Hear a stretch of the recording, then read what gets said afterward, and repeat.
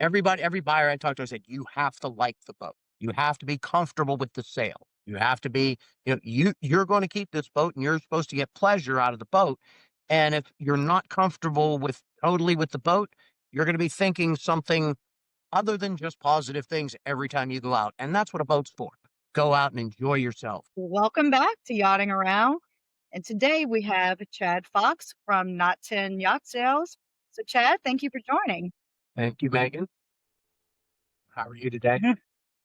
So, you've had three successful businesses in the last 30 years. So, can you walk us through a bit about your journey to what led you to where you are now? Well, I'm kind of one of those people, but when the opportunity presents itself, I typically take it. I mean, we get into this.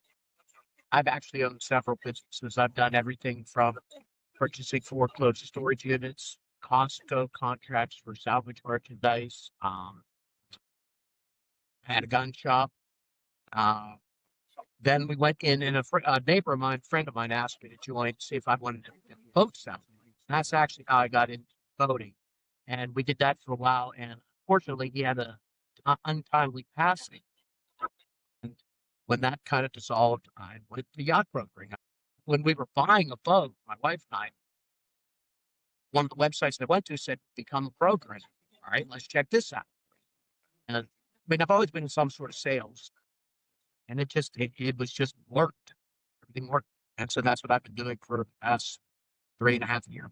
I would have to say that I really, really enjoy being a broker. I mean, think about it. I get to ride on boats. So, but what I do, how it works for me, it just that I kind of fit, and I fit really well with content. So Absolutely. we live on a sailboat. Oh, okay. So I mean, and What brokerage it's just been very pleasant for me. I love what I do. I mean, I put in a lot of hours. It's work. It's like everything else. You get out of it what you put in it. But just being around the boats, learning about the boats, different boats, meeting the people, it's absolutely fantastic. I couldn't agree more. I'm relatively new to this industry and I'm loving it. What's there not to love? Boats, water, the people are fantastic.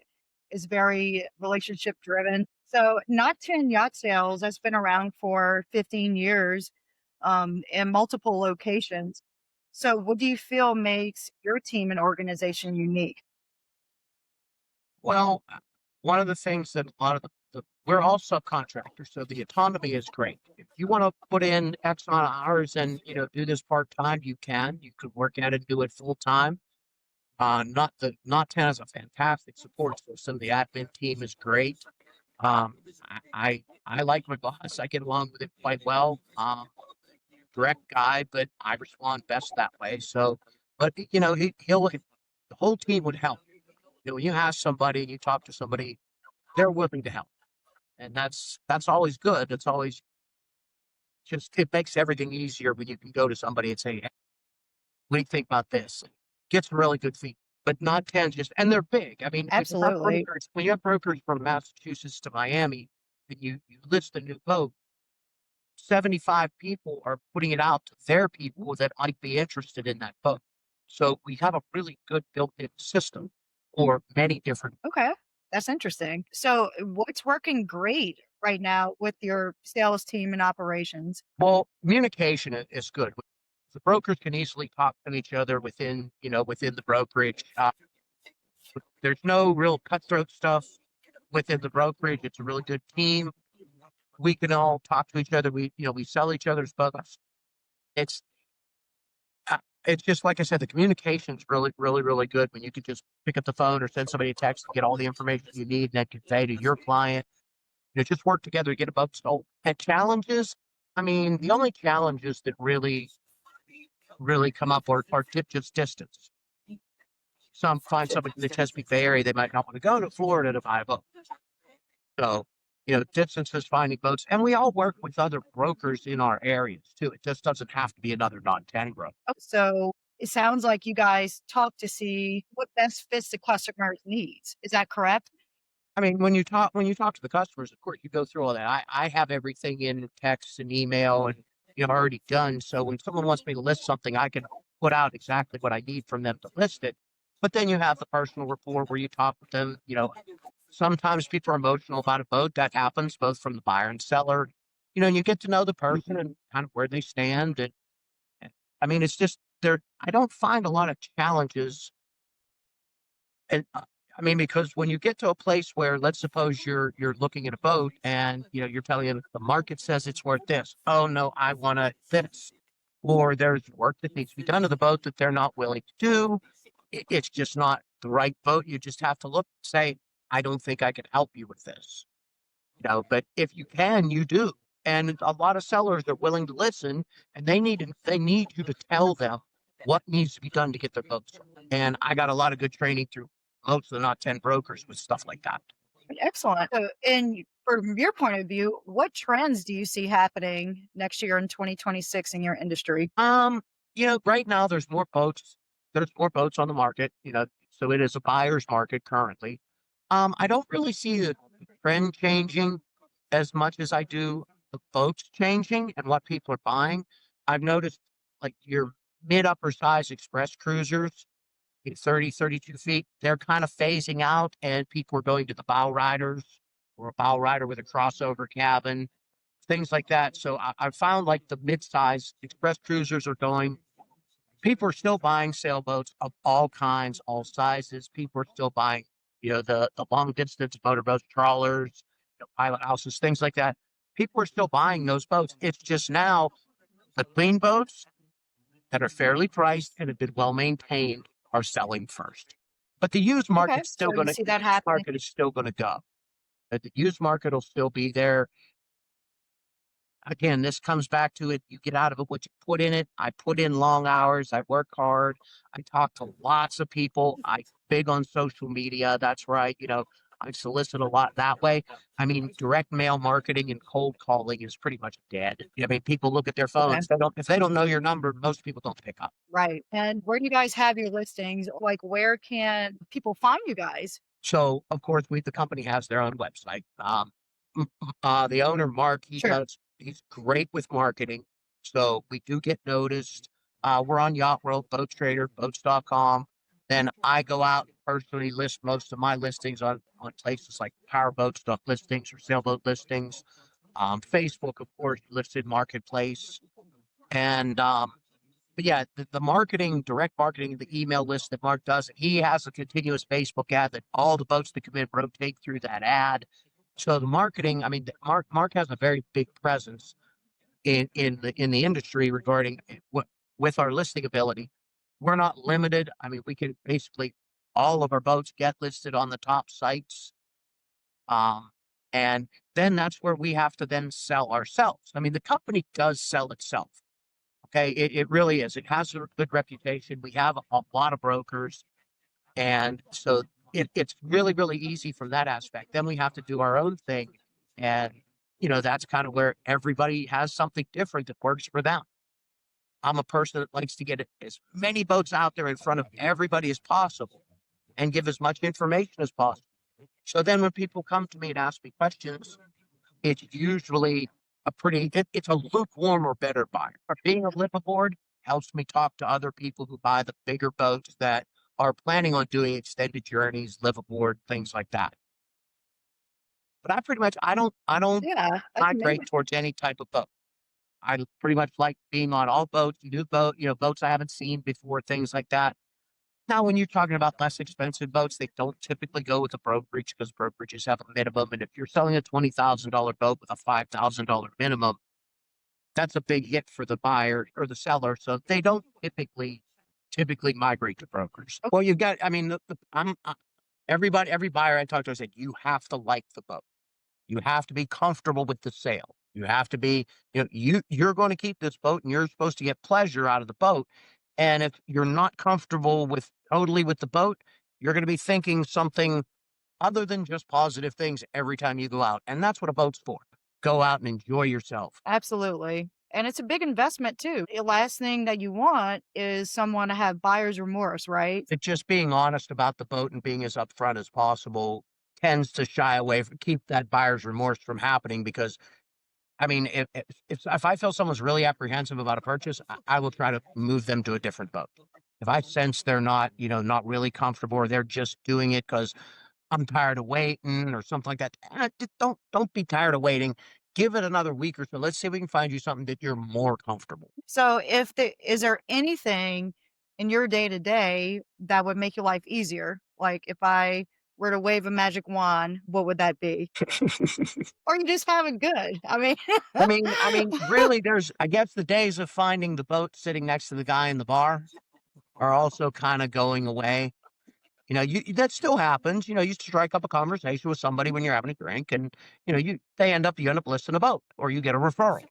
But it's still, for me, it's mostly online interaction. okay. You don't feel that there's anything that can help you improve your search or communication? Nah, I'm pretty good about what I post, and when I post things, giving information and stuff like that. That's there's always room for improvement, but right now it's mostly about getting the leads and putting the boat in front of as many people as possible. And there are so many resources out there to do that. I- Again, you get out of it what you Yeah. put in it. If you really really work at it and you go and look for the resources and look for the answers, they're there. It's just one of those things. Boat shows, a lot of guys get listings from boat shows. We have Mhm. found in our market that boat shows don't produce as well as taking that time and targeting people through other means, email, social media, just direct conversation, things like that. Yeah, I could see that. And boat shows are very expensive from what I understand, correct? They are. They can be quite expensive depending on to what extent you go with the boat show. I also found that at boat shows, most of the boats at the show are out of most people's price range. But at, $3,000 a slip for the weekend, you just can't put 40 boats at a boat show. And if every broker wanted to do that, they just wouldn't have space. Yeah, Now we do right. twice a year, usually in the So you spring and guys the don't go to any boat shows? we've done a couple boat shows in the past couple years. Now with the Florida and New Jersey, Atlantic City, yes, those brokers do. I haven't done any, or we haven't done any up around the bay, or only a couple in the past few years. What we do is we have Mark will Okay. host in the spring and then the fall the Kent Narrows Boat Expo. This is where our clients can bring the boats to our office, or the restaurant that's next to us has a bunch of slips that they allow us to use, and the hotel has a bunch that they allow us to use. So the people pay to slip there, and then we can have their boat for the entire month because we run it for 3 weekends. That's a great opportunity for a lot of our clients to get their boats seen by a lot of people because it's free parking, free admission. There's places to eat. It's boats, no fluff. They're in the 30 to 1,000 to $900,000 price range and everything in between. So there's a lot of variety. So it actually to me is something that people can actually come look look at what they might want to buy, even if they don't buy anything. But still, and that's a good way for me to make contacts because when I see what boat they walk on, I now know where to steer them. Where at a boat show, it's like a cold walk up. Hey, how are you? What kind of boat you looking for? You could do that, but it's Mhm. a little impersonal. Yeah, I could see that for sure. Okay, I like that. So what time of year do you guys host this? Usually the second, third, and fourth weekend in April, and the second, third, and fourth weekends in October. Yeah, well, that's when people, okay, so now come in, get your boat before the season really kicks in, and now you have it. You're not looking in May and June, and now you've limited how much you can use it for the year, things like that. But never try to rush somebody. Mhm. If that's what they want, if they're already in that mindset, then all my job is to just put them on the right. Yeah. Well, excellent. Okay, Chad. Well, besides all the boat talk, is there anything fun and exciting coming up for you? Great. I'm pretty busy through the end of November. Um, well, what we do is sometimes, so I'll get people that want me to find them a boat, and there are people that will go to Florida to buy a boat or go south or go someplace else. Typically, if I have a client and I put them with a boat in Florida, the wife and I will go to Florida and we'll spend a couple extra days. So we kind of try to incorporate a little bit of Oh, pleasure with business. As far as planning, I'm planning on one of the next off seasons to go diving at Tiger Beach. That's one of the things that's one of my off things that I really like to do is scuba dive. it's amazing.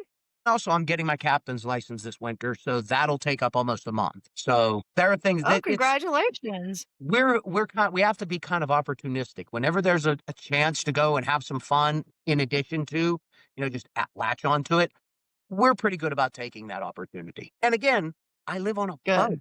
Yeah, absolutely. Would you consider, chartering once you get your captain's license? No. My That was captain's an easy no. license my captain's license is primarily to transport boats for clients or if somebody needs a boat moved. I'm not I'm not the right person to be in charge of a bunch of people who are drinking. So, it's something like, local Yeah. charters where people are partying and having a good time, not my cup of tea. Ah, fair enough, and I completely understand that. I might consider giving lessons, things like that, like getting them in other words, creating safe boaters. That's something that's more along my lines, getting people to and teaching more than Yeah, just the rules of the road, common sense boating, things like that, being responsible for the people around you and on your boat. That's the kind, when I hook up with new people, I really like to have extensive conversations with them about, look, there's nothing wrong. If you're not familiar with boats, this boat or anything, go pay a captain and get lessons. There's nothing wrong with getting lessons. oh, for sure. Because that could be disastrous if they don't know the boat or what they're buying. More so on a power boat than a sailboat. All right, Chad. Is there anything you wanna leave, any final message or some tactical advice you could give the audience? I mean, again, I'm from the a blue collar family. Work hard and long hours. I mean, that's if you want to be successful and you want to make money, work hard, long hours, and then enjoy. Take your time to you, but enjoy your off time, even if it's 2 hours. Enjoy your off time. If you have a day, do something for you. Say you've got to say sometimes, I'm not working today. I'm just gonna do what I wanna do. Sometimes that's just relax. The wife and I'll take a ride to a local beach and just hang out, take a walk. Just something that you gotta disconnect every now and then, and I think everybody needs to do that. But work hard. I mean, Couldn't agree more. that's the best advice I can give, just work hard. Yeah, work hard and have boundaries. We have this one life and enjoy it. Enjoy what you Absolutely. do. So, pleasure talking to you and have a good evening on your sailboat. Good Thank night. you.